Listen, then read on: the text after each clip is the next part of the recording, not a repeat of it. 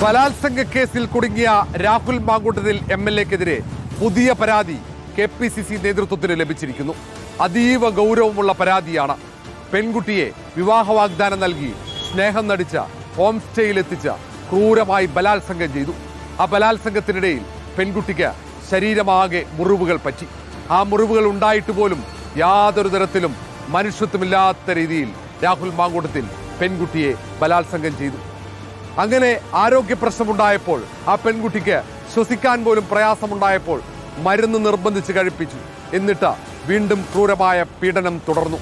ആ പെൺകുട്ടിയെ കല്യാണം കഴിക്കില്ലെന്ന് പീഡനത്തിന് ശേഷം രാഹുൽ മാങ്കൂട്ടത്തിൽ പറയുകയും ചെയ്തു.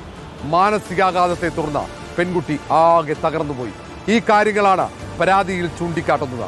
രാഹുൽ മാങ്കൂട്ടത്തിൽ ക്രൂരനായ ഒരു പീഡകനാണെന്ന് പെൺകുട്ടി കോൺഗ്രസ് നേതൃത്വത്തെ അറിയിക്കുന്നു. ഈ പരാതിയിൽ നടപടിയെടുക്കണമെന്ന ആവശ്യം കൂടി മുന്നോട്ട് വെക്കുന്നു. ഒരു ജനപ്രതിനിധി എന്ന നിലയിൽ ജനങ്ങളുമായി ഇടപെടാൻ ഇനി രാഹുൽ മാങ്കൂട്ടത്തിന് അവസരം നൽകരുതെന്ന ആവശ്യമാണ് ആ പെൺകുട്ടി മുന്നോട്ട് വെച്ചത്.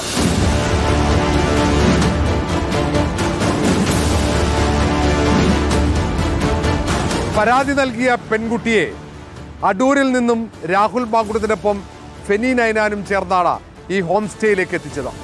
കൃത്യമായ പദ്ധതികൾ ഇരുവർക്കും ഉണ്ടായിരുന്നു.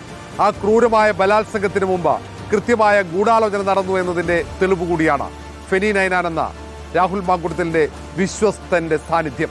ഏതായാലും ആ ക്രൂരമായ പീഡനത്തിലുണ്ടായ മാനസികാഘാതം ആ പെൺകുട്ടി അതിജീവിച്ചു വരുന്നേയുള്ളൂ.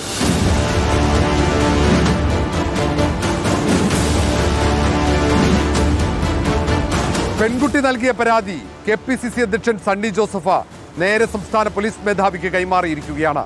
അത്രയും ക്രൂരമായ പീഡനമാണ് പെൺകുട്ടി അതിജീവിച്ചത്.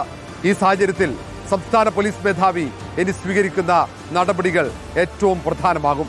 ഈ പെൺകുട്ടി നേരത്തെ തന്നെ പീഡനം സംബന്ധിച്ച വിവരങ്ങൾ പോലീസിന് കൈമാറിയിരുന്നു.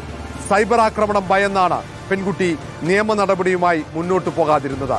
ഇനി പെൺകുട്ടി മൊഴിയുമായി പോലീസിനെ സമീപിക്കുകയാണെങ്കിൽ രാഹുൽ മാങ്കൂട്ടത്തിന് ഊരാക്കുരുക്കായി അത് മാറുമെന്ന് ഉറപ്പാണ്. വീഡിയോ ജേർണലിസ്റ്റ് വിഷ്ണുപ്രസാദിനൊപ്പം reporter R. Roshipal, reporter Thiruvananthapuram.